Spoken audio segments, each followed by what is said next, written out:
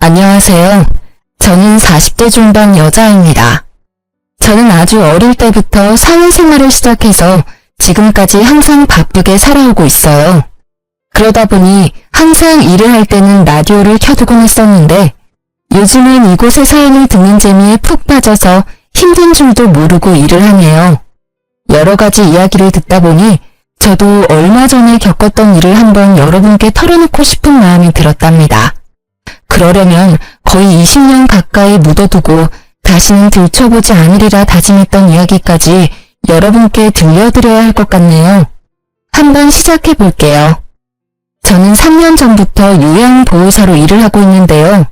최근에 다른 요양병원으로 추천을 받아서 옮기게 되었답니다. 정말 힘들지만 또 한편으론 보람도 있고 저의 노후를 생각해 볼 수 있어서 감사하는 마음으로 열심히 하려고 생각을 했죠. 일을 끝내고 퇴근을 하려고 병원 복도를 지나는데 휠체어를 탄 아저씨가 저를 뚫어지게 보며 제 쪽으로 점점 다가오더라고요. 무슨 일이 있나 싶어 도와드리려고 저도 다가갔는데 아저씨의 얼굴을 본 순간 자리에서 얼어붙고 말았답니다. 바로 제 전남편이었기 때문이에요. 정말 당신이 맞네. 하나님이 내 기도를 들어주셨나? 꼭 한 번은 당신을 만나고 싶다고 매일 기도를 했어. 전남편은 무슨 이산가족 상봉이라도 하는 듯이 활짝 웃으며 제 쪽으로 팔을 뻗는 게 아니겠어요. 저는 너무 어이가 없어서 남편을 피해 뒷걸음질을 쳤죠. 사람 잘못 보신 것 같네요. 저는 얼른 이 자리를 피하고 싶어서 빠른 걸음으로 입구 쪽으로 걸어갔어요. 그때 전남편이 저를 쫓아오려고 휠체어를 빨리 움직이다 그만 앞으로 고꾸라지고 말았죠. 주변에 사람이 아무도 없어서 결국 제가 가서 남편을 휠체어에 가 다시 앉혀야만 했어요. 당신 맞잖아. 여긴 어떻게 온 거야? 혹시 나 보려고 온 거야? 여보, 제발 내 얘기 좀 잠깐만 들어줘. 내가 다 잘못했어. 제발. 헤어진 게 10년은 훌쩍 넘었는데 여보라는 소리가 잘도 나오네. 역시 뻔뻔한 건 여전해? 할 말도 들을 말도 없으니까 저리 꺼져. 그렇게 전남편을 두고 집으로 돌아와 한시름 놓을 수 있었지만 머릿속에서 내내 그 초췌하고 비참한 전남편의 모습이 계속 생각이 나더라고요. 더불어서 그동안 전남편 때문에 지옥같이 살았던 제 과거의 비참한 모습도 다시 떠올라 버렸죠. 이번 자리를 통해 다 털어놓고 이제 제발 모두 잊고 살고 싶은 마음이에요. 전남편과의 악연이 시작된 건 20대 후반쯤이었어요. 저는 고등학교에 들어가자마자 단둘이 살던 아버지가 돌아가셔서 친척집을 전전하며 학업을 마쳐야만 했어요. 그때 서러워서 흘린 눈물을 합친다면 한강도 모자랄 거예요. 저는 돈을 벌어야겠다는 생각으로 고등학교 졸업하자마자 대기업의 생산직으로 들어가서 일을 하기 시작했죠. 삼교대를 해서 밤낮이 바뀌고 몸이 너무 힘들었지만 그만큼 점점 늘어나는 월급을 보며 하루하루 버틸 수 있었답니다. 그렇게 8년 가까이 일을 하니 어느새 선임이 돼서 한결 여유로워지더라고요. 어느 날 같이 일하는 친어머니가 말을 하더라고요. 내가 매주 롤러스케이트 동호회 나가는데 같이 가볼래? 넌 맨날 일만 하고 사니? 바람 좀 쐬고 남자도 좀 만나고 그래야지. 얼굴도 이쁜 게. 내 처지에 무슨 남자야. 난 열심히 돈 모아서 내 힘으로 아파트 살 때까지 남자 안 만날 거야. 그러지 말고 이번에 한강 가서 탈 건데 같이 가자. 너 한강도 한 번도 안 가봤지? 저는 그렇게 언니 손에 이끌려 처음으로 동호회를 가봤네요. 신입이라 그런지 많은 회원들이 저한테 관심을 가져서 좀 부끄러웠는데 그 중에서도 눈에 띄게 잘생긴 남자 한 분이 보이더라고요. 역시나 여러 명의 여자들에게 둘러싸여 있어서 인기가 참 많은가 보다 했죠. 그런데 어느새 그 남자가 제 옆으로 다가와서는 롤러스케이트가 서툰 저를 가르쳐주고 알려주더라고요. 그렇게 대화를 나누게 되었고 매주 동호회에 갈 때마다 그분과 둘이 산책을 하며 롤러스케이트를 타는 날들이 이어졌죠. 저희는 그렇게 동호회 내에서 공식 커플이 되었고 2년의 시간을 연인으로 지냈답니다. 저는 처음 하는 연애여서 그런지 모든 게 새롭기만 했고 남자친구에게 그야말로 푹 빠져서 지냈던 것 같아요. 어느 날 남자친구가 저에게 반지를 불쑥 내밀더라고요. 우리 결혼하자. 난 일찍 결혼해서 너 닮은 딸 낳고 안정적으로 살고 싶어. 자기, 내 사정 잘 알면서 그래? 자기는 서울에 있는 대학교도 나왔고 지금 회사도 꽤 좋은 곳이잖아. 자기 가족이 나를 받아들이겠어? 나도 너랑 크게 다르지 않아. 홀어머니와 둘이 살고 있고 아직 회사 다닌 지 얼마 안 돼서 너보다 월급도 훨씬 적잖아. 네가 어디가 어때서? 자기 말 들어보면 어머님이 자기에 대한 기대가 크신 것 같은데 부모님도 없는 내가 마음에 드실 리가 없잖아. 난 반대하는 결혼하고 싶지 않아. 우리 그냥 이대로 만나기만 해. 무슨 소리야. 난 너랑 연애만 하려고 만나는 거 아니야. 진지하게 만나고 있고 나도 많이 생각해서 결혼하자는 거야. 넌 나만 믿고 따라오면 돼. 저는 결혼을 원하지 않았지만 남자친구가 강하게 밀어붙여서 점점 남자친구와의 미래를 꿈꾸게 되고 행복한 가정을 꾸리고 싶다는 마음이 생기더라고요. 외로운 제 삶에 가족이 생기는 거니까 허락만 된다면 꼭 이루고 싶었죠. 그렇게 남자친구만을 믿고 신우와 처음으로 만나게 되었어요. 주말에 식당에서 만나게 되었는데 저를 보고는 아주 늘씬하고 예쁘다며 마음에 드신 듯한 모습이었어요. 그래서 좀 기대를 했었는데 곧 제 집안 사정과 직업을 들으시고는 얼굴이 구겨지시더라고요. 사실 내가 우리 아들 결혼은 생각해보지도 않아서 좀 당황스럽네. 오늘은 그냥 교제하는 친구 만나서 밥 한 번 먹는 걸로 하고 결혼 얘기는 좀 천천히 하자. 아참, 내가 이 근처에서 약속이 있어서 금방 일어나야 될 것 같네. 신우를 만난 지 30분도 안 돼서 밥도 제대로 먹지 않고 나가버리더라고요. 엄마가 좀 마당발이시거든. 그래서 약속이 많으셔. 네가 이해해. 다음에 정식으로 인사드리자. 저는 본능적으로 신우가 저를 마음에 들어하지 않는다는 걸 느낄 수 있었어요. 아니나 다를까 다음날 모르는 번호로 전화가 오더라고요. 나 영준이 엄마인데 지금 당장 어제 만났던 그 식당 옆에 커피숍으로 튀어와. 대뜸 전화해서 거칠게 명령하는 식으로 말을 하길래 너무 당황스러웠지만 일단 나갈 수밖에 없었죠. 신우는 나이답지 않게 날씬하고 외모를 엄청 꾸미는 것 같았어요. 젊었을 땐 정말 예뻤겠다 싶었고 남자친구의 잘생긴 외모가 신우에게 물려받은 것 같았답니다. 신우는 저를 보자마자 무슨 벌레를 보듯이 인상을 팍 쓰더라고요. 쓰잘데기 없는 인사는 건너뛰고 본론만 말아마. 당장 우리 아들한테서 떨어져라. 네? 그게 무슨 말씀이세요? 헤어지란 말씀이신가요? 머리가 돌대가리야? 한 번에 말귀를 못 알아들어? 니까지 게 감히 우리 아들하고 결혼을 한다고? 용기가 가상한 건지 무식한 게 용감한 건지. 너 고등학교 간신히 졸업하고 공장에서 일하는 공순이라며? 네, 제가 집안 사정이 좋지 않아서 일찍 돈을 벌었어야 해서요. 하지만 저 지금 연봉도 높고 관리직으로 승진도 했어요. 그런다고 공순이가 뭐 전문직이라도 돼? 영원한 공순이지. 가정 형편이야. 나도 우리 아들 혼자 키웠으니까 크게 상관 안 하려고 했어. 그래도 너무 키우는 거 아니니? 우리 아들 그 잘난 외모에 학벌에 직업에 뭐가 모자라서 너까지 거랑 결혼을 시켜야 돼? 우리 아들한테 줄 서는 애들이 한둘이 아닌데 네가 뭔데? 저 혼자 열심히 살아왔고 이런 말 들을 만큼 잘못한 것도 없고요. 저도 이 결혼 안 하겠습니다. 이만 가볼게요. 저는 악소리를 질러대는 신우를 뒤로하고 냉정하게 나와버렸어요. 혼자 사는 게 속 편하지 처음부터 이렇게 반대하는 결혼을 뭐하러 하겠어요. 그리고 그 후로 남자친구의 연락도 받지 않고 남자친구가 찾아올까봐 공장 기숙사에서 잠시 지내기도 했죠. 그러자 남자친구는 같이 동호회에 나가는 언니의 도움을 받아서 저한테 계속 연락을 하고 기숙사로 몰래 들어오기까지 했답니다.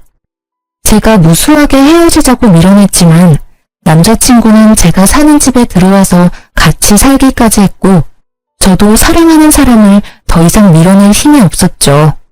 거기다가 남자친구가 밀어붙여서 얼떨결에 혼인신고까지 하러 가게 되었어요.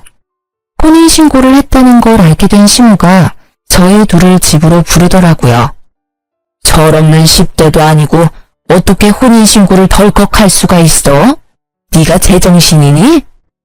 엄마가 그렇게 말도 안 되는 반대를 하는데 어떡해? 나는 이 사람이랑 같이 살 거니까 엄마가 양보해.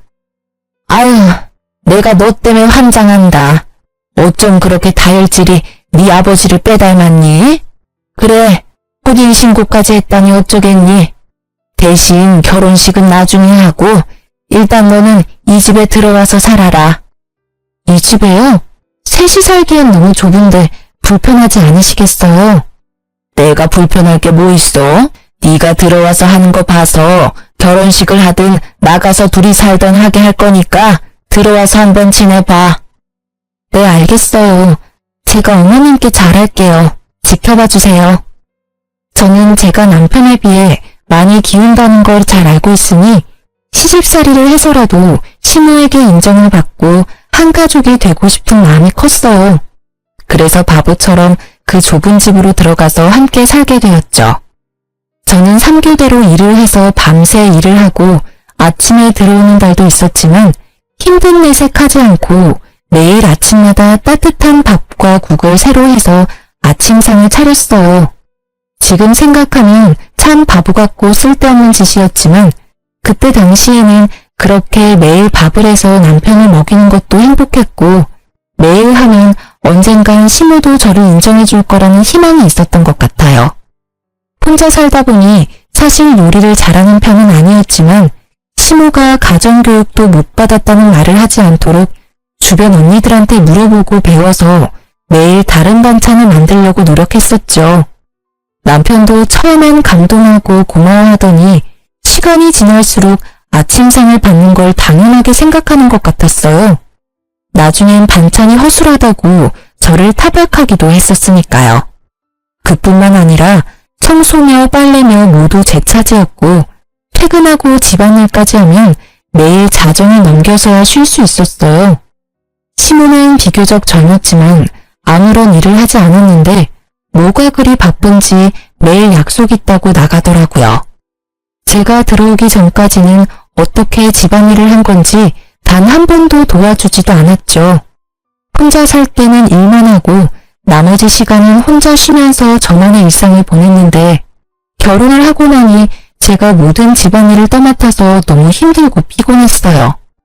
하지만 제가 자발적으로 시집살이를 하겠다고 기어들어왔으니 누구에게 하소연을 할 수도 없었고 제 가슴은 썩어 문드러져 가고 있었답니다. 결혼한 지 얼마 되지 않은 시모는 저한테 매달 용돈을 달라고 요구하기 시작했죠. 네가 우리 아들보다 돈도 더 잘 번다며? 말로만 하면 뭐해? 며느리가 돼서 시험이 용돈도 안 챙겨주니? 이렇게 못 배운 티를 용돈이요? 영준씨가 매달 드린다고 하던데요? 영준이는 영준이고 너는 너지. 돈 자랑 그렇게 하더니 왜 입을 싹 닦아? 당장 오늘부터 매달 50만원씩 보내라. 지금도 시부모님 용돈으로 50만원씩이라고 하면 적은 돈은 아니잖아요.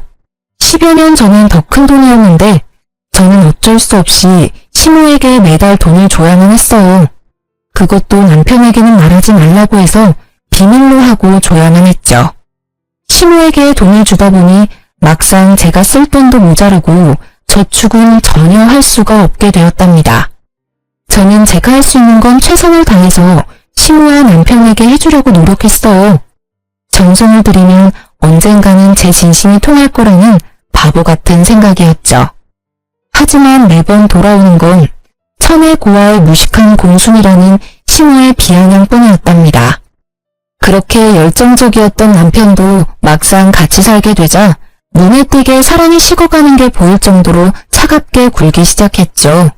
매일 주어진 일을 해나갔지만 뭔가 잘못된 게 아닐까라는 생각으로 머릿속이 복잡해졌답니다. 어느 날 퇴근하고 집에 돌아오는데 맞은편에서 시모와 시모 지인들이 떠들썩하게 수다를 떨면서 걸어가는 게 보였죠.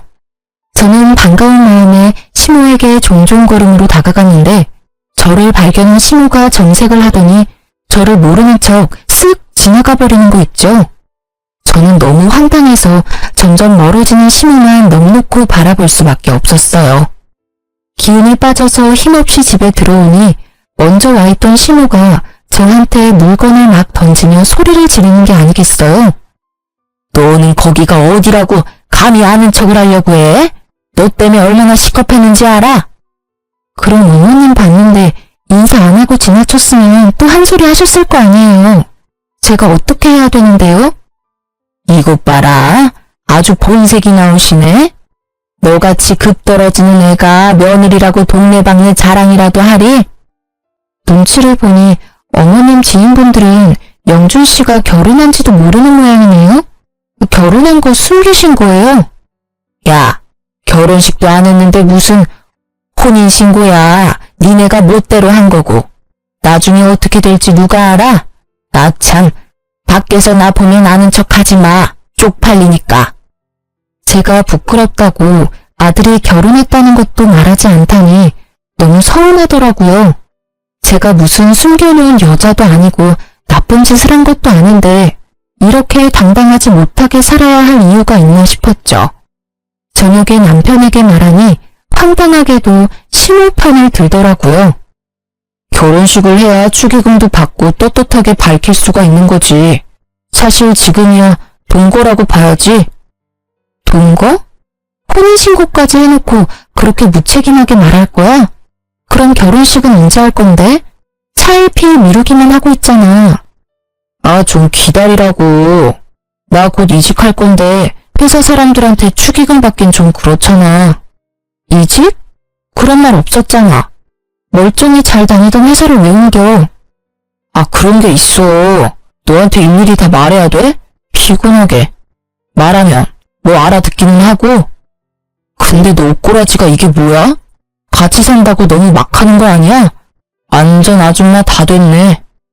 말 다 했어? 퇴근하자마자 청소하고 밥 차리고 설거지 해봐. 피곤해서 씻을 힘도 없어. 도와줄 생각은 안 하고 이제 내 외모 지적이야? 아니, 좀 꾸미면 예쁜 걸 알아서 그러는 거지. 아, 말 대답 좀 그만해. 피곤해 죽겠는데. 결혼 초기만 해도 밤에 둘이 공원에 나가서 롤러스케이트를 타기도 하면서 깨가 쏟아지는 시절을 보냈는데요. 다른 회사로 이직하고 나서는 아예 저에게 무관심해져서 하루에 몇 마디도 나누지 않는 지경까지 되었답니다. 뭘 물어보기만 해도 버럭 짜증부터 내니까 저도 남편에게 말 걸기가 무섭더라고요. 결혼식도 못하고 무슨 숨겨놓은 여자 취급을 하니 저도 너무 억울하고 점점 결혼 생활에 회의를 느끼게 되었죠. 그러다가 시모에게 더욱 정 떨어지는 일이 생기게 되는데요. 시모가 들었던 개모임의 계주가 돈을 들고 야반도주를 했다는 거예요. 시모는 5천만 원을 순식간에 날리게 되었다면서 밤마다 가슴을 주먹으로 치며 울고 난리를 부렸죠. 더군다나 그 중에 3천만 원은 최근에 사채업자에게 빌려서 계주에게 줬던 거라 매달 엄청난 이자를 내야 했고 시모는 당연히 갚을 능력은 전혀 없었어요. 엄마가 매일 밤 저렇게 우는 게 불쌍하지도 않아? 당신 모아둔 돈 좀 있지? 내가 차차 갚아줄 테니까 일단 급한 불부터 좀 끄자. 그거 갚으려면 나도 적금 깨야 돼. 내가 얼마나 힘들게 모은 건데. 그깟 돈보다 시어머니 건강이 우선 아니야? 아, 당장 돌아가실 것 같이 구시는데 일단 적금 좀 깨. 내가 매달 갚아줄게. 넌 내가 깡패들한테 잡혀갔으면 좋겠지? 며느리라는 게 어쩜 그렇게 야박해?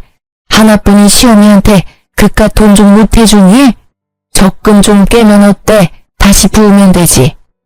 끝까지 모른 채 하고 싶었지만 당장 사채업자들이 집까지 찾아와서 문을 두드리고 겁을 주니까 해결부터 해야겠다 싶더라고요. 남편은 사채업자들이 제 회사까지 찾아올 거라면서 매일 적금을 깨라고 저를 압박했고요. 사실 저는 어릴 적부터 차곡차곡 들었던 적금이 있었는데 그걸 깨서 시모의 빚을 갚아주게 되었어요. 제가 너무 속상했던 건 제가 빚을 갚아줬음에도 시모는 저에게 고맙다는 말 한마디도 하지 않았다는 사실이었어요. 제가 피땀 흘려 모은 돈을 가져갔으면서도 마치 당연하다는 듯이 구는 모습에 정말 정이 확 떨어져 버리더라고요. 그동안 시모에게 인정받으려고 애썼던 순간들이 모두 부질없이 느껴졌죠. 사실 아무도 저를 잡지 않는데 저만 이 집에서 나가버리면 두 사람과의 인연은 바로 끝나버릴 수 있을 것 같더라고요. 그런 고민을 하는 와중에 저에게 소중한 생명이 찾아오게 되었답니다. 너무나 갑작스러웠지만 남편은 제가 임신했다는 걸 알고 무척 기뻐하더라고요. 예전처럼 다정한 남편의 모습으로 돌아온 듯했고 살뜰히 저를 챙겨주기 시작했어요. 그걸 보는 시모는 영 못마땅한 표정이었죠. 거기 바닥이 더러우니까 엎드려서 박박 걸레질 좀 해라. 저 물건들 좀 들어서 집 밖에다가 쌓아둬라. 어머니, 초기엔 쪽으로 앉거나 무리하면 안 된대요. 이따가 영준 씨 오면 시키세요. 그거 잠깐 드는 건데 뭐가 어렵다고 유세야? 누구네 안 낳아봤어? 그런 걸로 잘못되려면 안 낳는 게 낫지. 빨리 안 옮겨? 시모는 제가 임신 초기일 때 집안일을 더 시키고 무거운 걸 자주 들게 하면서 저를 더 괴롭히더라고요. 그땐 막연히 임신했어도 봐주지 않는다고만 생각했는데 지금 생각해보면 아기를 원하지 않아서 잘못되게 하려고 했던 것 같아 소름이 끼치네요. 저는 건강하게 아기를 낳고 싶어서 회사도 휴직했고 제 돈으로 맛있는 거 사 먹어가면서 아기를 지켜나갔어요. 그렇게 남편을 닮아 코가 오똑한 아들을 품에 안을 수 있었답니다. 아들을 낳고 품 안에 처음 안아본 날이 제 인생에서 가장 행복한 날이었어요. 그동안 시모와 남편에게 철없고 서운했던 건 모두 잊고 아기와 함께 한 가족으로 잘 살아보려고 다짐도 했었죠. 그렇게 집에서 아기를 돌보는데 빌라가 너무 좁아서 거실에서 아기와 생활하다 보면 물건들이 가득 차서 발 디딜 틈도 없더라고요. 화장실이 너무 좁아서 아기 욕조 넣고 목욕시키기도 너무 힘들었어요. 남편은 새로 이직한 회사 일로 바빠서 매일 밤 늦게 들어왔고 시모는 단 한 번도 육아를 도와주지 않았어요. 정말 매정할 정도로 아기 얼굴도 잘 쳐다보지 않더라고요. 아무리 제가 미워도 자신의 손주한테까지 이렇게 정이 없을 수가 있는지 기가 찼죠. 어머니, 저 잠깐 밥 좀 먹게 아기 좀 봐주실 수 있을까요? 혼자 잘 누워있구만 뭘 봐? 애 앞에 두고 밥에 국 말아서 후루룩 마시면 되지. 요즘 영준 씨도 매일같이 늦게 들어와서 저 혼자 하루 종일 아기를 보려니 너무 힘들어서요. 저 씻은 지도 며칠 됐어요. 잠깐만 좀 봐주세요. 네 애를 네가 봐야지 왜 나한테 봐달래? 내가 언제 손주 낳아달라든? 네가 좋아서 낳은 걸 가지고 왜 나한테 떠넘겨? 나 나가야 돼. 비켜. 아무도 도와주는 사람 없이 하루 종일 아기와 씨름하려니 정말 미쳐버리겠더라고요. 그나마 믿을 사람은 남편뿐인데 남편은 밤에 아기가 울어서 짜증이 난다면서 어느 날부턴 외박까지 일삼기 시작했죠. 주말에 저는 새벽부터 일어나서 아기를 보고 있는데 남편은 태평하게 늦잠을 자는 걸 보니 부하가 치밀어 올라 남편을 흔들어 깨웠어요. 주말엔 아기 좀 봐야지 언제까지 잘 건데 내가 얼마나 힘든 줄 알아? 나 혼자 애 만들었어? 아빠라는 인간이 어쩜 그렇게 애를 쳐다도 안 봐. 당신은 귀찮다고 외박하고 다니고 도대체 어디에 있다 오는 거야? 아 정말 귀찮게. 일하다가 늦어지면 외박도 하는 거지. 너 지금 일 안 하잖아. 그럼 네가 애를 보는 게 맞는 거 아니야? 그래. 이렇게 나온다 이거지? 오늘 당신 일 안 하잖아. 그럼 당신이 애 보면 되겠네. 저는 남편에게 아기를 안겨버리고 지갑만 챙겨서 집을 나와버렸어요. 남편이 계속 전화를 해댔지만 다 무시해버리고 하루를 여관에서 혼자 보냈죠. 오랜만에 혼자 있으니 몸은 참 편했지만 아기가 걱정이 돼서 마음이 너무 불편했어요. 결국 다음날 오전에 집으로 들어갔죠. 집 안으로 들어가자 시모가 우는 아기를 안고 어쩔 줄 몰라 하고 있고 남편은 아기가 토한 우유를 닦고 있더라고요. 저를 발견한 시모가 악을 쓰면서 저에게 아기를 거칠게 넘겨주었답니다. 무식해도 정도가 있지.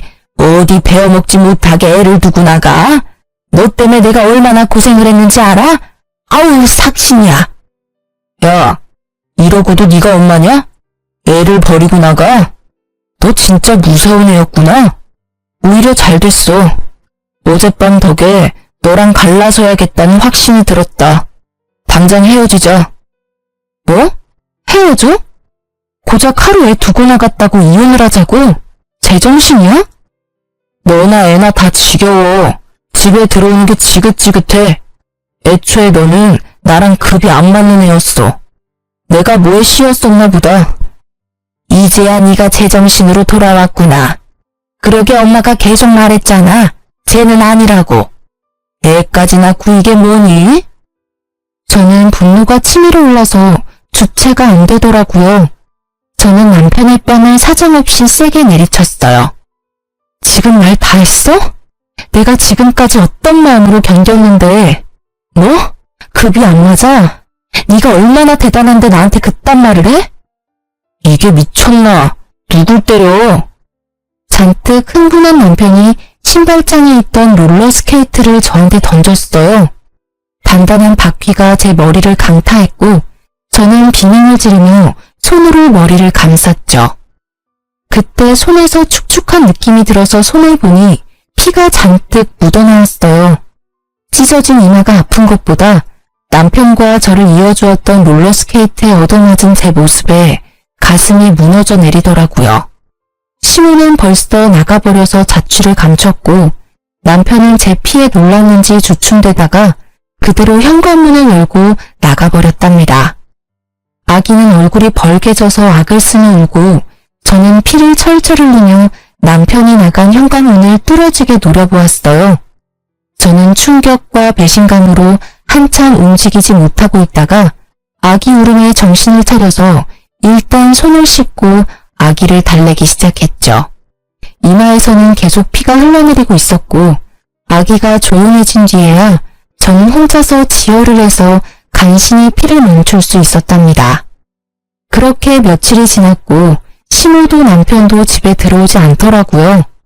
저는 혼자 미친 사람처럼 서럽게 울면서도 아기를 돌봐야 했고 너무 힘들어서 결국 친한 언니에게 연락을 했답니다. 언니는 한 걸음에 집으로 달려와 주었어요. 세상에, 이게 무슨 일이야. 너 얼굴이 왜 이러니? 나한테 연락을 했어야지. 아니, 그 나쁜 자식이 밖에선 그렇게 착한 척을 하면서 널 이렇게 만들었단 말이야? 언니, 나 아직 병원에도 못 가봐서 병원 좀 갔다가 남편 좀 만나고 올게. 그동안 우리 애기 좀 봐줄 수 있어? 당연하지.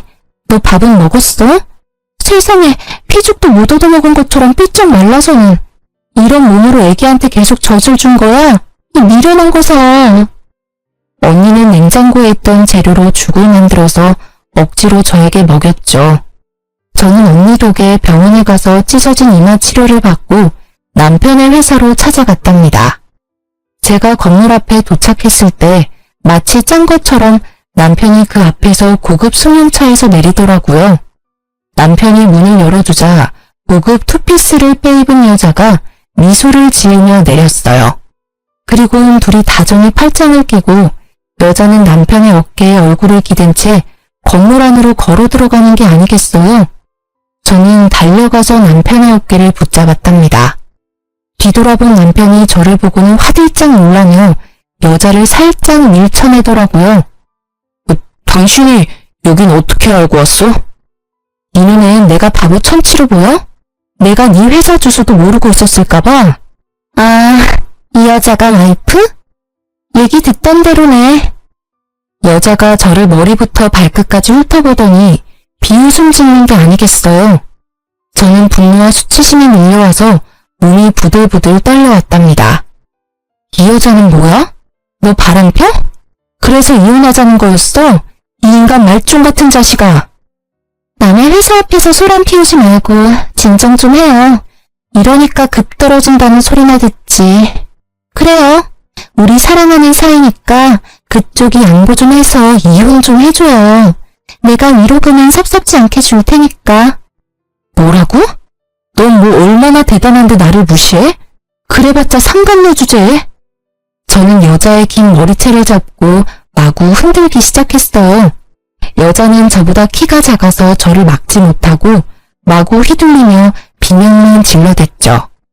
남편이 그런 저를 말리려고 제 손을 마구잡이로 던지더라고요. 제가 멈추지 않자 저를 세게 밀쳐서 저는 바닥으로 고꾸라졌죠. 여자를 껴안고 머리카락을 쓸어넘기는 남편을 보고 부하가 치밀어서 남편에게 달려들었어요.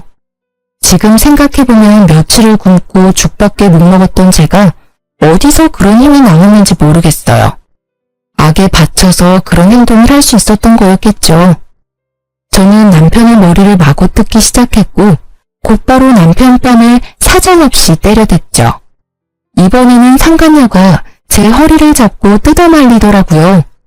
점점 사람들이 몰려들자 상간녀가 곤란해하는 게 바로 느껴졌어요. 그래서 더욱더 남편에게 달려들어 물귀신처럼 매달리기 시작했고 사람들이 우리를 둥글게 구경을 하기 시작하더라고요. 저는 이때다 싶어 큰 소리로 말했죠. 남의 남편이랑 바람을 폈으면 싹싹 빌어도 모자랄 판에 돈 줄 테니까 이혼하라고? 그래! 어디 한번 얼마를 줄지 기대하고 있을 테니까 보따리로 한번 싸갖고 와봐.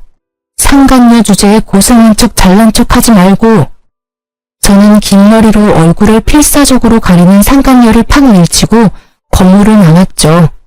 집으로 돌아오는 내내 눈물이 주체할 수 없이 흐르더라고요.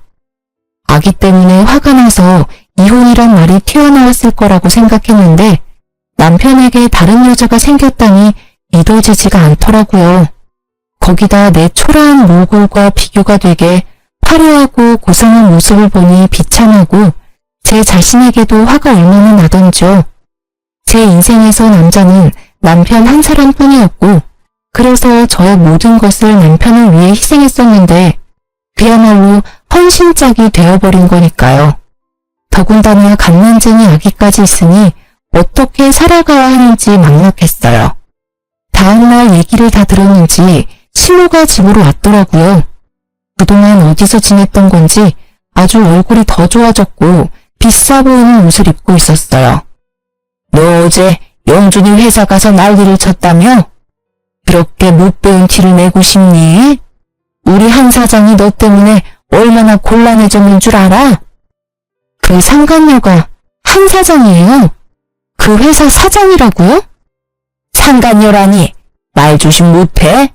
얼마나 대단한 분인 줄 알아? 영준이보다 4살 많은데 그 큰 회사 대표에다 재산이 어마무시하다. 그런 여자가 좋다는데 어떤 남자가 마다해? 이제야 기억이 나네요.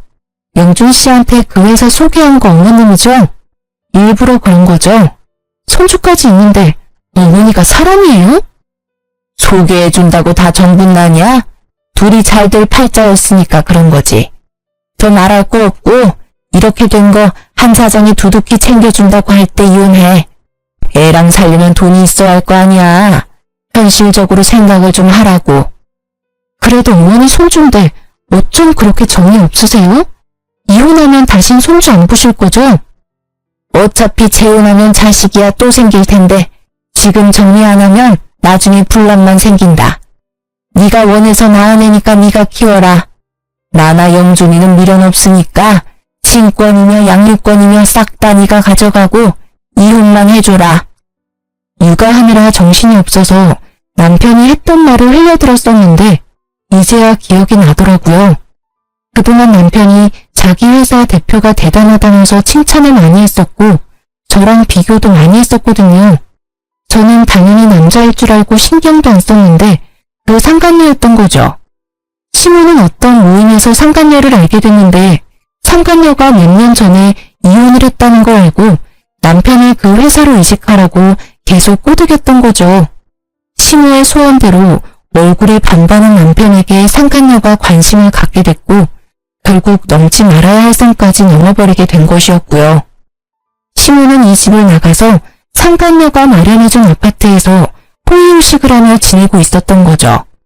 그러니 제가 얼마나 눈의 가시처럼 여겨졌을까요? 제가 순순히 이혼 안 하면 어쩔 건데요? 돈에 눈이 돌아서 아주 쥐도새도 모르게 어떻게 해버릴 것 같네요. 내가 누구 좋으라고 이혼을 해요? 이혼 안 하면 마음 떠난 남편 붙들고 내 구박받으면서 계속 이렇게 살 거야? 애를 생각해서라도 잘 생각해라. 한 사장 마음 바뀌기 전에. 이번에는 급에 맞는 며느리 얻으셔서 아주 좋으시겠네요.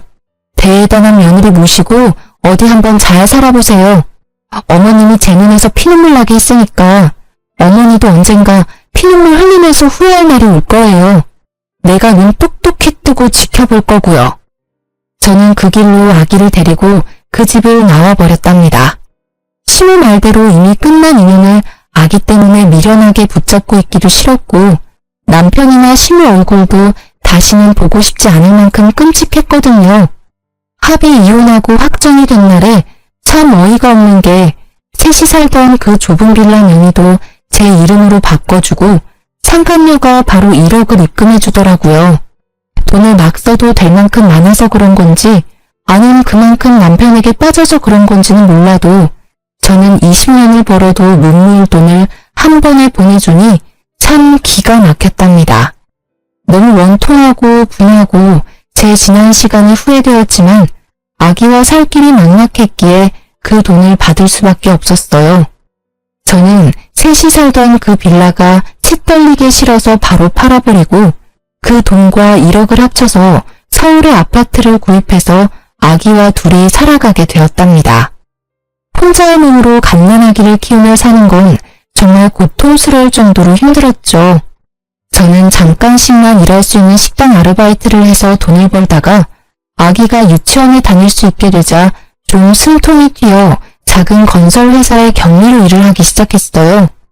사무직 경력이 없던 저는 야근까지 해가면서 열심히 일을 배워서 6개월이 지나서부터는 사장님의 인정도 받게 되었고 5년 동안 그곳에서 일을 했죠.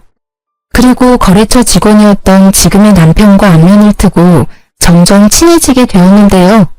몇 번의 데이트를 하고는 저한테 프로포즈를 하더라고요. 우리가 만난 지는 얼마 안 됐지만 사실 전 오랫동안 지켜보고 있었어요. 우리 처지가 같은데 같이 살아봅시다. 내가 원희 씨 노후 남부럽지 않게 책임질게요. 너무 이른감이 있다고 생각했지만 지금 남편은 사별을 해서 아들 한 명을 키우며 살고 있어 처지가 비슷해서 더욱 정이 갔답니다. 한 번의 아픔이 있었지만 듬직한 남편을 한 번 더 믿어보기로 하고 용기를 내서 재혼을 하게 되었죠. 지금은 두 아들과 남편과 함께 행복한 가정을 이루어 살고 있답니다. 내 가족을 만들고 싶다는 저의 바람이 드디어 이루어진 것이죠. 남편은 기술직이라 연봉이 높은 편이고 제가 예전에 사놓은 서울의 아파트의 월세만으로도 일을 안 해도 될 정도인데요. 저는 평생을 일을 해서 그런지 전업주부로 사는 게 오히려 더 힘들더라고요. 그래서 요즘 많이 한다는 요양보호사 자격증을 따서 요양병원에서 일을 하게 되었답니다. 어디서나 성실하게 일을 하기에 이번에도 인정을 받아서 다른 요양병원으로 더 좋은 대우를 받고 옮겨보기로 한 거였는데요. 그곳에서 생각만 해도 치가 떨리는 전 남편을 만나게 된 것이었죠. 제가 전 남편을 보고 너무 충격을 받았던 건 전 남편이 두 다리가 없다는 사실이었어요. 그런 모습을 하고 있으리라곤 상상도 하지 못했었는데 말이죠. 두 다리가 없는 전 남편을 부축해서 휠체어에 앉히고 나니 무릎이 덜덜 떨리더라고요. 그런 제 표정을 읽었는지 전 남편이 황급하게 말을 해나갔죠. 당신한테 못할 짓을 해서 내가 벌을 받았어. 당신이랑 이혼하고 그 여자랑 바로 결혼식을 했어. 어머니 소원대로 대단하게 치렀지. 신혼여행 다녀와서 새벽에 공항에서 집으로 올 때 크게 사고를 당했어. 그때 두 다리를 잃었지. 당신이 얼마나 그리웠는지 몰라. 나랑 이혼한 순간부터 그쪽이랑 나는 남보다 못한 사이예요. 그쪽이 어떻게 되든 아무 관심이 없다고. 전 남편은 초췌한 얼굴로 눈물을 절절 흘리면서 팔을 연신 제 쪽으로 뻗어대더라고요. 저는 그 모습조차 소름이 끼쳐서 계속 한 발짝씩 뒷걸음질 쳤어요. 당신도 내가 싫지? 그 여자는 많이 다치지 않았었는데 내 다리가 없단 걸 알고는 뒤도 안 보고 가버리더라고. 결혼식만 했지 혼인신고도 안 해서 가는 걸 막을 수가 없었어. 그 후로 어머니가 내 기저귀 갈아가며 간병하시느라 고생 많이 하셨는데 작년에 갑자기 뇌출혈로 돌아가셨어. 그래서 요양원으로 들어온 거야. 태어난 손주 기저귀 한 번도 안 갈아주더니 다리 잃은 아들의 대소변을 받아가며 간병했었다는 심우야말로 자업자득이라 해야 할까요? 저는 더 이상 전 남편과 마주하고 싶지 않아 서둘러 현관으로 발걸음을 옮겼어요. 전 남편이 저를 따라오면서 계속 불러대더라고요. 여보, 잠깐 기다려줘. 할 말이 있어. 제발. 우리 아들은 지금 어디 있어? 내가 매일 우리 아들 생각하면 울다 잠들어. 우리 아들 얼굴 한번 볼 수 있을까? 내 소원이야. 내가 왜 그쪽 소원을 들어줘야 돼? 그리고 당신이 나랑 아기를 버린 이후로 당신 아들은 이 세상에 없는 거야. 다시는 우리 아들이란 말 짓거리지 마. 매일 당신이랑 우리 아들만 생각하며 살았어. 언젠가 다시 만날 수만 있다면 당신에게 벌인 짓을 용서를 빌고 싶었어. 여보, 미안해. 제발 용서해줘. 다시 날 받아줄 순 없을까? 용서 좋아하네. 다리까지 잃었으면 사람이 될 만도 한데 예전이나 지금이나 어쩌면 그렇게 이기적이야? 내가 아직도 너만 바라보고 사는 등신인 줄 알아? 난 진작에 재혼해서 지금 남편이랑 행복하게 살고 있어. 넌 평생 네가 만든 지옥에 갇혀서 잘 살아봐. 저는 전 남편에게 차갑게 쏘아붙이고 병원 문을 나섰어요. 이참에 병원도 그만두고 좀 쉬어야겠다고 마음을 먹었죠. 병원 밖 주차장에서 지금의 남편과 학교를 마친 아들들이 웃으며 손을 흔들고 있더라고요. 저는 혹시나 전 남편이 볼까 무서워 병원 쪽을 뒤돌아봤는데 아니나 다를까 저를 찾으려고 전 남편이 휠체어를 끌고 밖으로 나오더라고요. 저는 승용차 쪽으로 달려가서 얼른 아들을 차에 타게 하고 급하게 차를 출발시켰답니다. 영문을 모르고 급하게 운전하는 남편과 무슨 일 있냐고 묻는 아들들의 물음에 차마 대답할 수가 없더라고요. 그렇게 헤어지고 마지막으로 전 남편을 마주쳤고 그 후로는 보지 못했죠. 어릴 때부터 외로운 인생을 살았던 제가 갓난아기와 함께 버려져서 또다시 혼자 이 세상의 풍파를 겪어내야 했을 때 정말 이 세상에 대한 끈을 놓아버리고 싶었던 적이 한두 번이 아니었는데요. 그 아픔을 다 견딜 수 있었던 건 저의 하나뿐인 아들 덕이었죠. 심우와 전 남편의 처참한 말로를 보니 역시 사람이 죄를 지으면 안 된다는 걸 다시 한번 느끼게 되네요. 그리고 그동안 저의 아픔도 어느 정도 보상을 받은 기분이 들어요. 이번에 제 이야기를 털어놓은 것을 시작으로 전 남편에 대한 건 모두 잊어버리고 지금의 남편과 두 아들과 함께 지지고 볶으며 행복하게 살아볼게요. 여러분도 항상 행복하시길 바라면서 이야기를 마치겠습니다. 감사합니다.